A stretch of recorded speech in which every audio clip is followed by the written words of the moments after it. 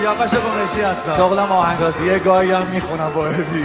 متولد 1424، من 4 سال از ابی بزرگترم. چشمای منتظر به پیچ جاده، دلهره های دل پاک و ساده. حالا احساس میکنم که باید انجام بدم، نخواهم باید بخونم، به خاطر که وقتی تعداد انقدر زیاده، وقتی کاری میکنی که این همه تعداد خوشحال میشن، باید خیلی خودخواه باشه که نکنی.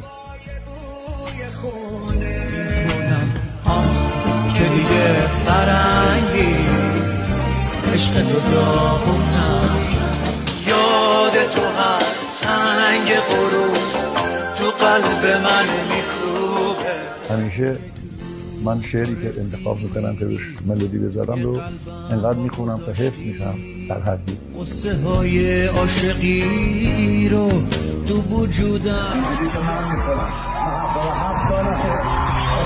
واسه من از خونمون کوچیک‌تره و واقعا این روزا دنیا واسه من از خونمون کوچیک‌تره. اینم باز با پیانوی خودم زدم که اونم دیگه نیست.